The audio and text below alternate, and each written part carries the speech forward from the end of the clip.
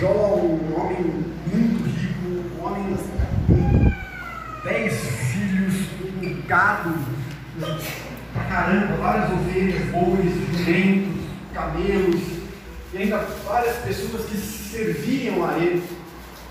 Um dia, uma pessoa chegou até Jó e deu uma notícia a ele: Jó, uma galera aí invadiu as suas terras e roubou todos os seus bois, todos os seus jumentos, e ainda mataram os servos que estavam tomando conta deles. Jó meio que tomou um choque com aquela notícia, e ele ainda estava digerindo a ideia, ele estava matutando ali o que tinha acontecido, o que ele ia fazer sem uma boa parte da riqueza dele.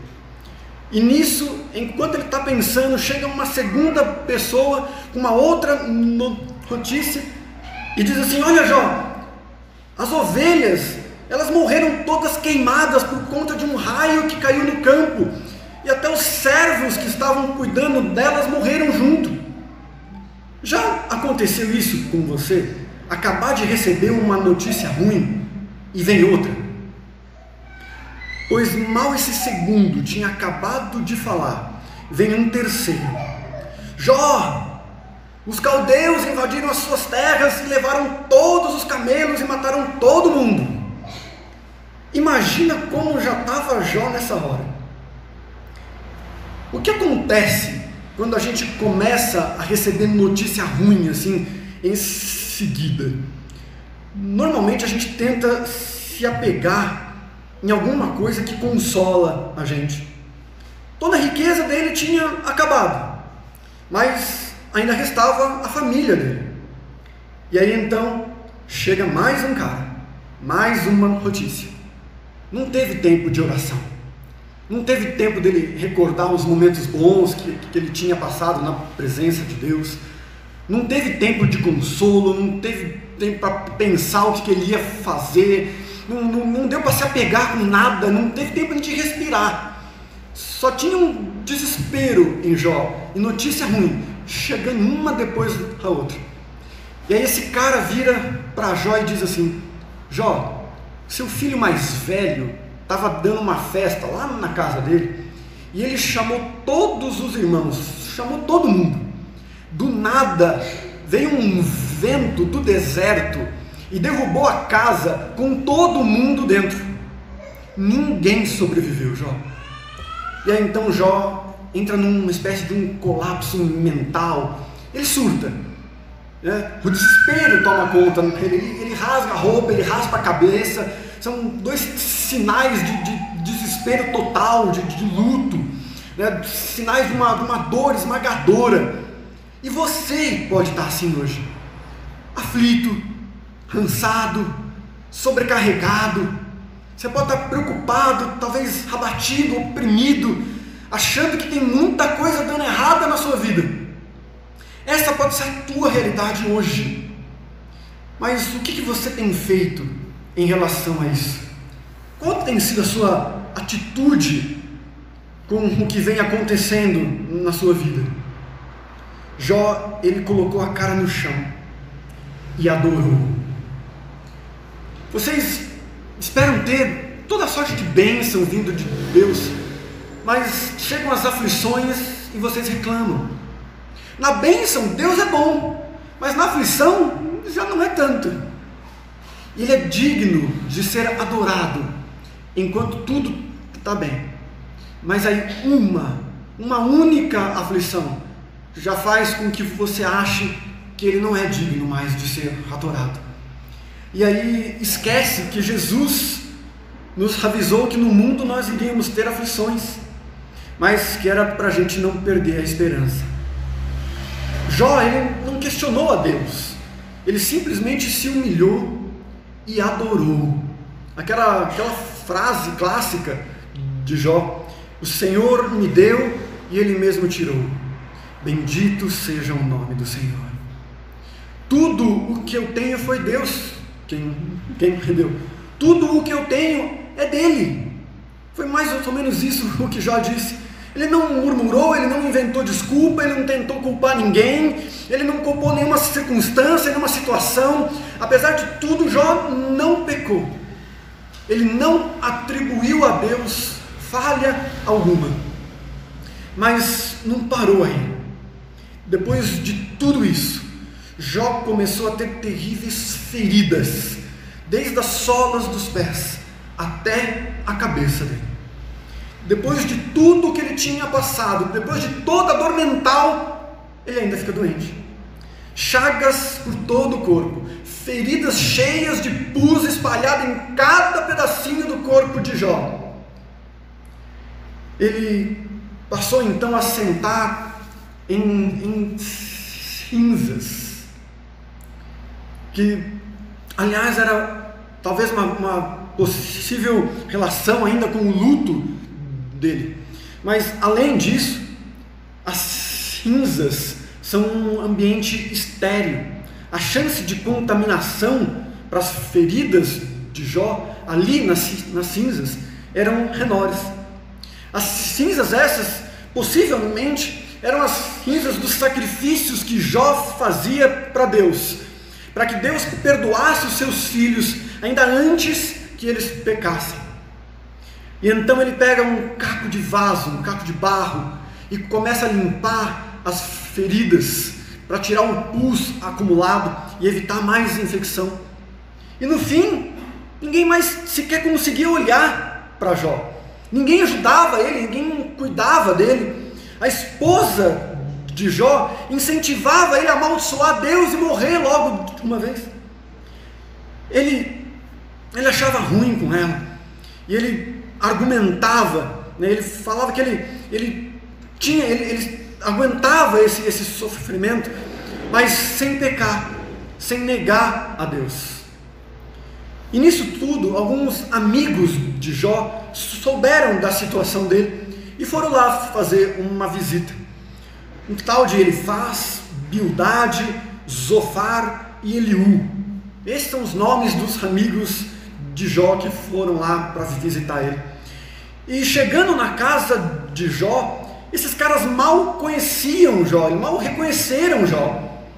Mas mesmo assim eles ainda ficaram de luto com Jó. Todo mundo lá sentado nas cinzas por 7 dias e 7 noites, sem abrir a boca.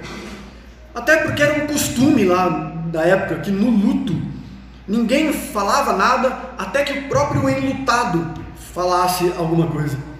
E então Jó quebra o silêncio e amaldiçoa o dia do seu nascimento.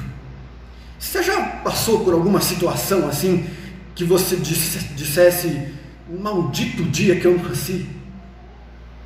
Mas olha só, Jó não amaldiçoa a Deus, ele amaldiçoa a si mesmo, a existência dele. A angústia na mente de Jó, o sofrimento que ele estava passando naquela hora, talvez você já tenha passado algo assim, ou talvez esteja passando ainda hoje. Aconteceu comigo já.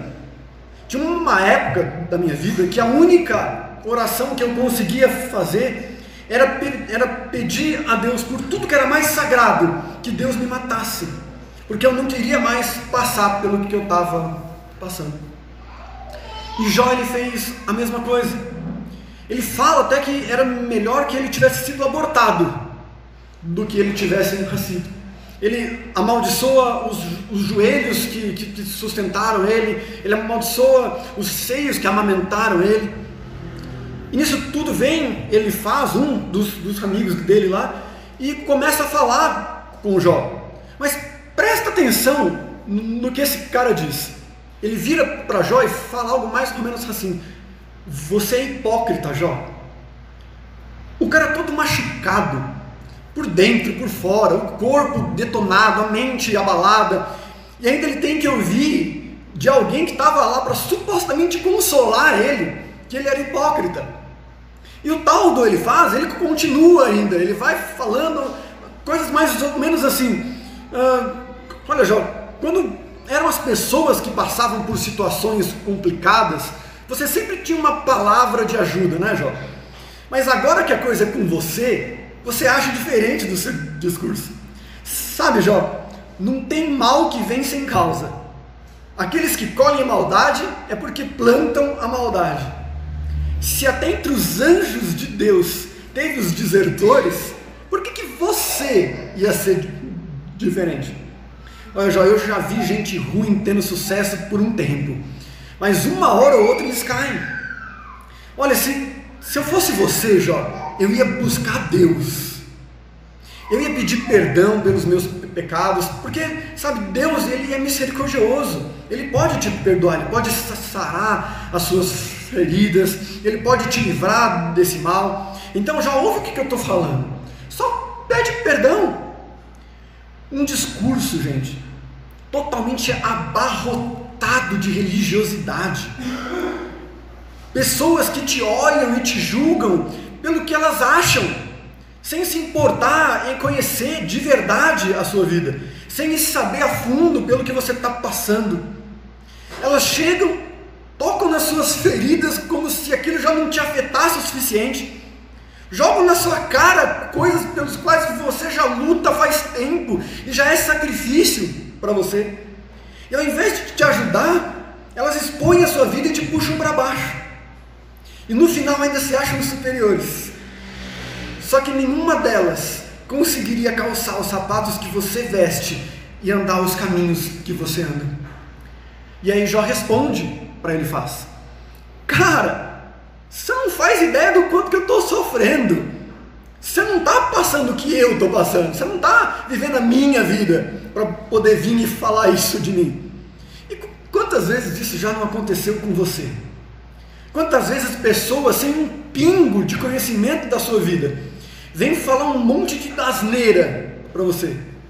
Você já reparou que para os outros as coisas sérias são sempre as coisas deles? Que as suas dificuldades sempre são mais simples para as pessoas? Será que tudo isso você consegue se identificar um pouquinho com a história de Jó? Porque eu acho que até o final você vai se identificar um pouco mais ainda. Porque Jó, ele continua argumentando, né? Apesar de toda a dor dele, ele fala que ele tem um consolo ainda. E o consolo dele era que, apesar de tudo o que ele passou, ele não negou as palavras de Deus. Faltava motivo para Jó querer continuar vivo. Mas meio em todo esse sofrimento dele, ele continuou acreditando que Deus era por ele, em quem Deus era para ele. Ele manteve a fé, ele manteve a esperança, mas Jó não era de pedra. A pessoa que tinha que estar lá consolando ele, estava na verdade acusando ele, jogando mais peso além daquilo que ele já estava suportando. E tem gente assim na nossa vida. Tem gente que faz a gente se sentir assim, que a gente espera que vai ajudar a gente, que vai dar uma palavra de conforto, mas quando muito, ela não faz nada. E sabe o que Jó respondia para Elifaz? Ele dizia assim: me mostra então onde eu errei, se eu souber eu vou me consertar. Mas o que adianta esse ataque tudo que você está lançando aí para cima de mim, ignorando a minha dor? Ainda que você esteja sendo sincero no seu ponto de vista, não está me ajudando em nada. Não fala o que você acha de mim, não fala que eu sou mentiroso, que é só pelo que você está vendo por fora. Meu corpo está cheio de ferida, minha pele está vazando pus para tudo que é lado, eu estou definhando aqui, e você tem a cara de pau de dizer que isso tudo é culpa minha. E aí Jó, ele começa a orar, ali na frente dos amigos mesmo. Ele diz algo mais ou menos assim: Senhor, se acaso pequei contra ti, por que não perdoa o meu pecado? Será que eu tenho sido um peso, um fardo para o Senhor? Se o Senhor não agir logo, eu vou morrer sem ver a sua bondade. E eu creio na sua bondade. Eu sei que a minha dor não está oculta aos teus olhos. Mesmo em meio a tudo que Jó passava, ele sempre manteve firme a fé e a confiança em Deus. E nisso, outros dos amigos dele, o tal do Bildad, ele meio que se mete na conversa, ele vem com um papo de, Jó, lindo discurso, mas você vai ficar nessa aí até quando? Até quando você vai ficar nesse papinho de eu sou inocente, meus filhos eram inocentes? Você acha mesmo que se você fosse inocente, Deus tinha castigado? E a resposta que Jó dá vem tipo na lata, assim. Ele fala, e quem que é inocente diante de Deus? Com quem dizendo assim, você está falando o quê? Vocês também não são inocentes. Por que vocês estão me julgando assim? E aí ele continua falando com os amigos dele, ele fala mais ou menos assim, ainda que eu fosse inocente, o que eu podia fazer diante da vontade de Deus? O máximo é o que eu estou fazendo agora, implorar por misericórdia. Seja qual for a vontade dele, ele é soberano. Mesmo eu sendo inocente, ele faz o que ele quer, tanto com o inocente como com o culpado. E é isso que muita gente não entende, que Deus é Deus, não importa a situação, que a justiça do homem não é igual à justiça de Deus, o pensamento do homem não é igual ao pensamento de Deus, que a vontade do homem não é igual à vontade de Deus, pelo menos não na maioria das vezes. Aquilo que a gente visa não é o que Deus visa, as nossas prioridades não são as mesmas dele. Agora olha a continuação da resposta de Jó nos últimos versículos do capítulo 9. Eu vou ler aqui. Se ao menos houvesse um mediador entre eu e Deus, alguém que nos aproximasse um do outro, ele afastaria de mim o castigo de Deus, e eu já não viveria aterrorizado.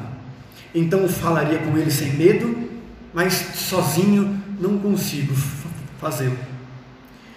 Enquanto isso, olha o que o apóstolo Paulo nos fala na primeira carta de Timóteo, capítulo 1, verso 5. Porque há um só Deus e um só mediador entre Deus e os homens, Jesus Cristo. O mediador desejado por Jó foi dado a nós, aquele que pode ouvir a sua voz, que pode mediar uma conversa entre você e Deus, que pode escutar cada um dos seus gemidos, aquele que alivia o teu cansaço, que tira a tua angústia, que seca toda a tua lágrima. Ele está no nosso meio, ele intercede por nós, ele revela o amor do Pai por nós e para nós.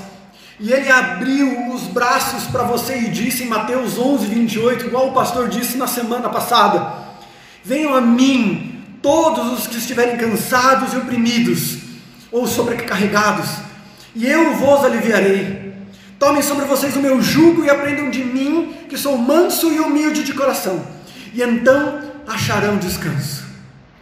Jesus deu o peito para que você pudesse reclinar a sua cabeça e descansar, e a custo de sangue inocente de verdade. Mas voltando à história, outro dos amigos de Jó, chamado Zofar, que ainda não tinha falado nada, resolveu então falar alguma coisa. Antes ele tivesse ficado quieto, mas o cara me vira para Jó e ele fala assim: tá falando demais, Jó, você tá achando o quê? Que as coisas vão melhorar só porque você não cala a boca? Cara, me sobe o sangue de ler isso na Bíblia, de saber que no mundo está cheio de gente babaca desse jeito, como se não bastasse, ele continuava falando que Jó estava zombando de Deus, que Deus estava castigando Jó menos do que o que Jó merecia. Olha que sujeito infeliz, o mundo caindo em cima de Jó, e o cara me fala que é pouco ainda. E ele vomita uma religiosidade desprovida de qualquer senso de amor. Mas aí Jó ironiza. Jó ele diz assim: quer saber? Vocês sabem tudo mesmo, né?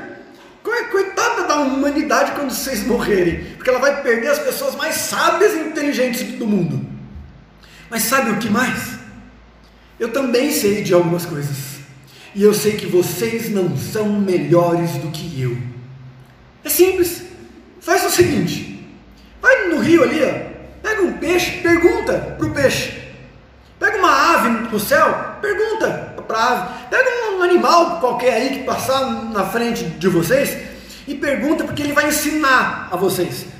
E qualquer coisa que não achar bicho nenhum, pergunta para o chão, e ele vai dizer que o que está acontecendo comigo não é por causa de pecado, mas vem com um propósito de Deus. Jó não sabia ainda qual era esse propósito, mas de uma coisa ele tinha certeza: que se vem de Deus, é bom para mim. Jó agradecia a Deus e adorava, porque ele sabia que a vida de todo o ser vivo está nas mãos do Senhor, e ele faz o que ele bem entender, e seja lá o que ele fizer, no fim vai ser bom. Romanos capítulo 8, verso 28 me diz: sabendo que todas as coisas cooperam para o bem daqueles que amam a Deus. E mais, no capítulo 12, verso 2, a gente vê Paulo dizendo que a vontade de Deus é boa, perfeita e agradável. Mas voltando para a história, porque nós vamos ver a história inteira de Jó. Jó, ele continua meio que descascando nos amigos dele lá, merecidamente, depois de tudo aquilo que eles tinham dito. Ele fala mais ou menos assim: vocês vêm até mim na minha angústia e destilam o que acham ser uma sabedoria, mas o mais sábio aqui é que vocês calassem a boca, porque vocês querem defender Deus com mentiras. Será que quando Deus vier julgar a vocês vão conseguir usar as mesmas mentiras para enganar a Deus? Essa religiosidade falsa de vocês aí vale menos do que a cinza que eu estou pisando. Esse argumento falido aí vale muito menos do que esse caco de vaso aqui que eu uso para limpar o pus das minhas feridas. Tudo o que Jó queria era falar diretamente com Deus. E sabe por quê? Porque Jó tinha se mantido íntegro no que diz respeito à lei de Deus. Ainda que a vida dele ficasse em risco, ele queria falar para Deus tudo aquilo que ele estava pensando de fato. E ainda que Deus matasse ele, Deus era a única esperança que Jó tinha. E então ele resolve orar para Deus mais uma vez. E ele diz que se ele tivesse errado, ele ia ficar quieto e ia morrer logo. E aí então Jó ora. E eu vou ler mais ou menos a oração de Jó. Jó capítulo 13, a partir do verso 20. Ele fala algo mais ou menos assim: Deus meu, por que me desamparaste? Ó Deus, concede essas duas coisas e eu não me esconderei de ti. Remove a tua mão de cima de mim e não me assustes com a sua temível presença. Chama-me e eu responderei. Ou permita que eu fale então e me responda. Permita-me descansar, porque até mesmo uma árvore tem mais esperança do que eu, porque se for cortada voltará a nascer e não cessarão os seus ramos. E se envelhecer na terra e o seu caule de velho venha morrer, ao cheiro das águas brotará, e como planta nova voltará a florescer. Mas o homem quando morre perde todas as suas esperanças. Olha que oração linda que faz Jó. Mas mal Jó tinha acabado de orar, e o tal do Elifaz começa a falar com ele de novo. Jó, se você fosse tão sábio quanto você disse que é, você não ia ficar aí gastando saliva à toa. Está óbvio agora que você não tem o menor temor a Deus, e tudo que você está falando aí é fruto desse pecado que você está escondendo. E então ele volta a falar com Jó o mesmo discurso que ele tinha dito antes. E aí Jó retruca. Ele fala de novo com essa ladainha: até quando vocês vão ficar falando tanta besteira assim? Se eu tivesse no lugar de vocês aí, eu, ao invés de aumentar a dor de vocês, eu ia fazer tudo para tentar aliviar o sofrimento. E aí então Jó para ignora os amigos e faz mais uma oração. Jó, capítulo 16, do 19 ao 21. Agora mesmo, minha testemunha está nos céus, meu advogado está nas alturas. Meus amigos zombam de mim, mas derramo minhas lágrimas diante de ti, ó Deus. Preciso de um mediador entre mim e ti, como alguém que intercede por seu amigo. E assim que Jó acaba de orar, vem outra paulada para cima dele. Aí Jó, vê lá como é que fala com a gente, viu? Se você quer ajuda, pelo menos tem respeito aí pelos teus amigos, porque aí a gente começa a conversar ao direito. Com uns amigos desses por perto, eu não preciso nem de Satanás atazanando. E lá vai Jó responder mais uma vez. Ele fala assim: vocês não têm vergonha na cara, não? Vocês vieram aqui só para aumentar o meu sofrimento, é isso? Olha, escuta, ainda que eu tivesse pecado, o meu erro só interessa para mim, não para vocês. Vocês ficam aí usando toda essa minha situação como se ela fosse uma garantia de eu ter pecado, mas vocês não estão nem aí porque eu estou passando, para a minha dor. Meus irmãos se afastaram de mim, os meus filhos morreram, as pessoas viraram as costas para mim, a minha esposa morre de nojo de mim, os meus amigos me esqueceram, os meus servos nem me obedecem mais, eu sou totalmente rejeitado por tudo e todos, estou só pele e osso aqui, não morri ainda, não sei nem porquê, mas de uma coisa eu sei: o meu Redentor vive, e eu vivo ansioso por esse dia, porque eu sei que Ele não vai me desamparar. Então, pelo amor de Deus, tenham um pouquinho de misericórdia de mim. Mas você acha que teve misericórdia? Vocês acham que teve alguma misericórdia? Nada, nenhuma. E ele ainda foi interrompido mais uma vez pelo sofá agora. Esse cara chega dizendo assim: olha Jó, chega, eu não ia falar nada não, mas essa forma irônica que você está tratando a gente aí, não dá para aguentar mais não dá para ficar aqui quieto mais não. Sabe, a gente está aqui, está suportando você insultando a gente até agora, mas não dá mais não, Jó. Esse teu orgulho aí, ele tá chegando lá no céu já, mas vai ser rapidinho para isso acabar, viu? Porque Deus não vai deixar isso impune não. Olha o que esse cara me fala.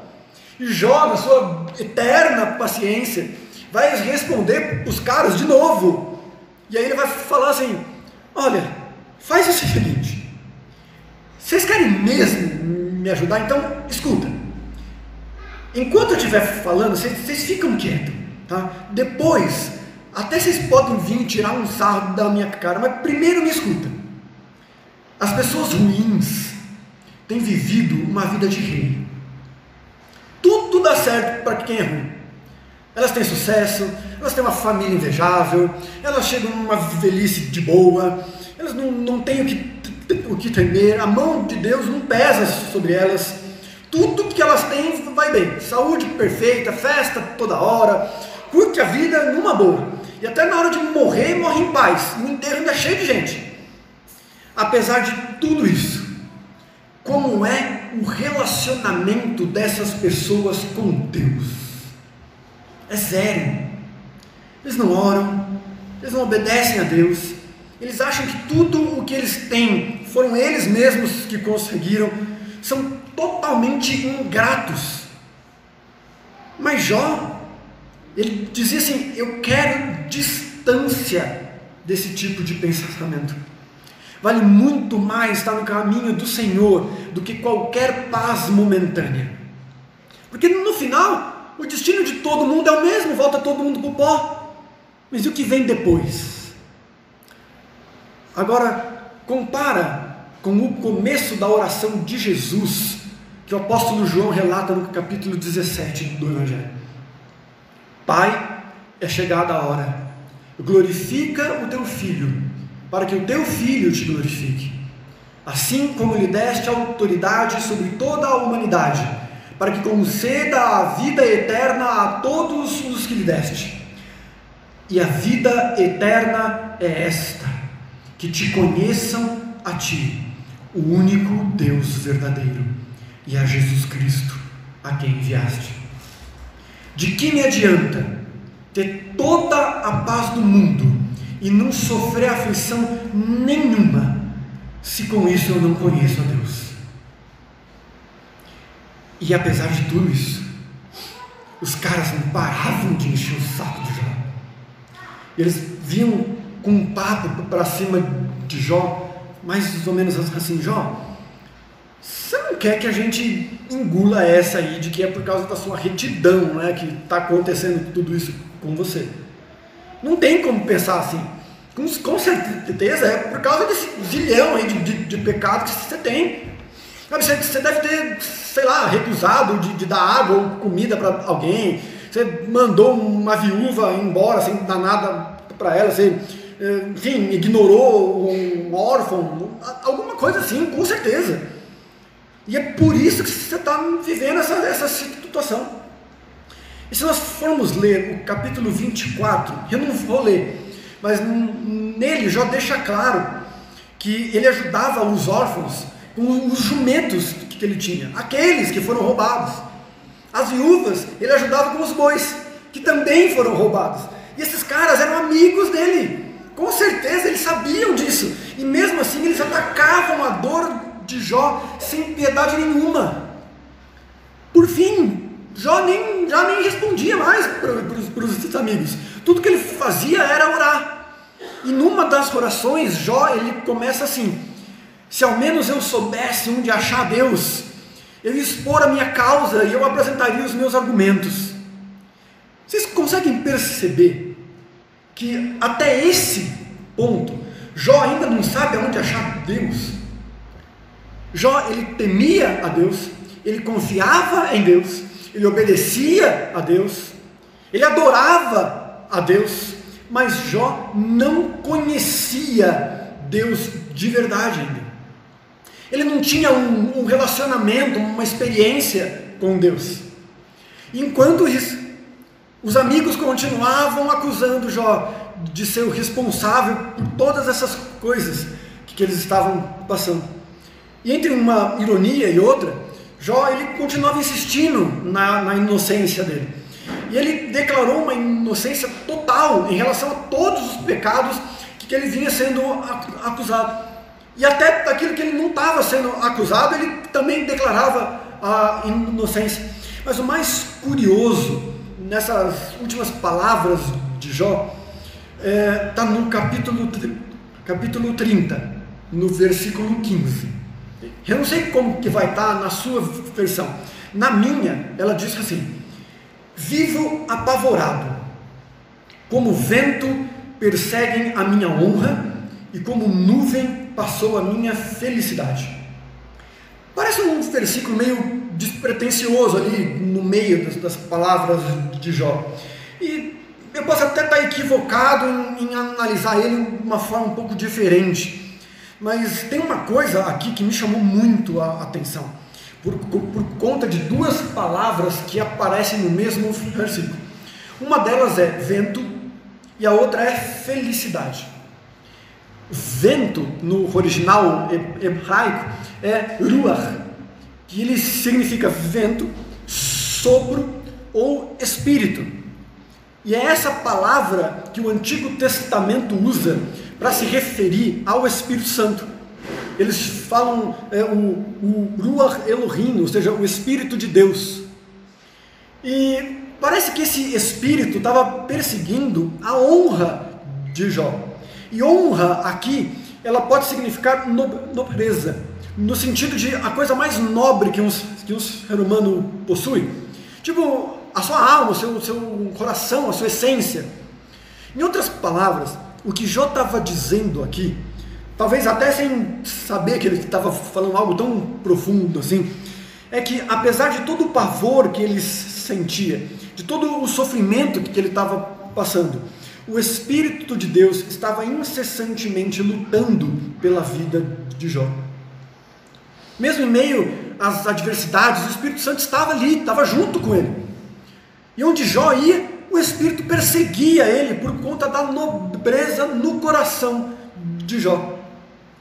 E eu falei de uma segunda palavra, e eu não sei como é que vai estar na sua versão aí. Na minha está felicidade, mas eu já vi algumas onde está prosperidade, outras está segurança. Mas o que mais importa não é como ela está na sua versão, é como ela está no original. No original, a palavra aqui é Yeshua. A maioria já sabe que Yeshua é o nome original de Jesus, é o nome hebraico dele. Yeshua significa salvação, ou Deus que salva. E o versículo fala que essa salvação era como uma nuvem passageira. E essa palavra nuvem não é uma nuvem comum, é uma nuvem de chuva. É uma palavra específica usada para nuvens de chuva, uma nuvem que causa escuridão. Então ela pode ser entendida como algo que esconde, que deixa oculto. Nesse caso, aquilo que causava o pavor de Jó era a mesma coisa que ocultava essa salvação dele, esse Yeshua dele. Então o Espírito perseguia Jó para revelar esse Yeshua, essa salvação que estava oculta. E oculta justamente porque Jó não conhecia a Deus ainda. E só depois dessa declaração é que os amigos de Jó desistem de continuar falando com ele, exceto aquele único que ainda tinha ficado calado até agora, ouvindo só os outros falarem. Esse cara chamava Eliú. Eliú significa ele é Deus em hebraico. Esse cara era bem mais novo do que os outros. Então ele esperou os outros acabarem para ele resolver falar. E esse tal do Eliú, ele tinha mais ou menos a mesma opinião dos outros, de que Jó tinha pecado, e então tudo o que tinha aconteceu por conta do pecado. Mas a forma com que ele lidou com Jó foi totalmente diferente. Ele começa dizendo que, apesar de achar que Jó estava errado, nessas justificativas dele, até agora ninguém tinha conseguido responder os argumentos de Jó. Então ele foi mais compreensivo, ele deixou claro que, apesar das convicções dele, ele ia tentar ser um pouco imparcial. E então ele começa a falar com Jó. Ele diz assim: Jó, não fica com medo de mim. Eu não vou fazer com que você sofra mais. Eu e você somos iguais. Nós dois viemos do barro, e então eu entendo a você. E talvez seja isso que você necessitava ouvir hoje. Ei, eu entendo você. Eu sei pelo que você está passando, eu sei as suas dores, e eu não estou aqui para te julgar. Não é porque a sua dor pode ser diferente da minha que o que você passa não é doloroso. Deus, ele não dá mais atenção para o teu irmão do lado do que ele dá para você. Ambos foram feitos por ele, e ele sabe aonde dói em cada um. Ele sabe cada aflição, cada angústia, cada agonia, cada aperto que você passa, cada medo que você tem, todas as suas ansiedades, as suas preocupações. Ele conta cada lágrima que você derrama longe da vista das outras pessoas. Ele te conhece, ele te vê, ele cuida de você, mesmo se você não saiba disso. E esse mesmo Espírito que perseguiu a Jó também persegue a sua vida. Ele está te revelando o Yeshua, ele está te revelando a salvação. E Eliú então continua falando com Jó. Presta atenção no que ele diz assim: Jó, eu não concordo com a forma que eles falaram com você, mas convenhamos que você também deu uma exagerada. Vamos pensar junto, Jó. Você diz que é inocente, que isso tudo que você está passando é sem motivo, mas Deus seria injusto? Você está à beira de condenar o Todo-Poderoso como injusto. Deus faz raiar o sol, Jó, sobre pessoas boas e pessoas ruins, e a chuva cai sobre o justo e o injusto. Deus não faz acepção de pessoas. Deus observa como as pessoas vivem, e Ele vê tudo o que elas fazem, e recompensa cada um segundo as suas obras. Você acha que você consegue se esconder de Deus? Se você escalasse uma montanha, Deus sabia onde você ia estar. Se você fosse para a parte mais funda do mar, Ele ia saber onde você está. E ainda se você estivesse morto, Deus ia saber onde você está. Por acaso, Jó, Deus tem que adaptar a justiça dele ao que você está exigindo? Talvez você não merecesse castigo até agora, mas só pela forma que você está falando, agora você merece. Você fica aí questionando se vale mesmo a pena obedecer a Deus. A sua obediência só afeta você. Deus não muda. Quer que você seja infiel ou fiel, Ele é o mesmo. Você não deve exigir nada de Deus. Mas, de qualquer forma, não dá para dizer que Deus não te escuta, ou que Deus não se importa com você. Você diz que não vê Deus, mas calma, Ele vai fazer justiça para você. Jó, Deus também quer te afastar desse sofrimento e te levar a um lugar onde não tem aflição. Presta atenção, Jó, fica longe do mal, porque Deus enviou esse sofrimento para que você visse o quão injusto você pode ser, mesmo em relação às decisões que Ele toma. Ninguém pode chegar em Deus e dizer como Ele deve agir, ou se o que Ele faz é justo ou injusto. Deus é maravilhoso. Será que você conseguiria pelo menos imitar alguma coisa do que Deus faz?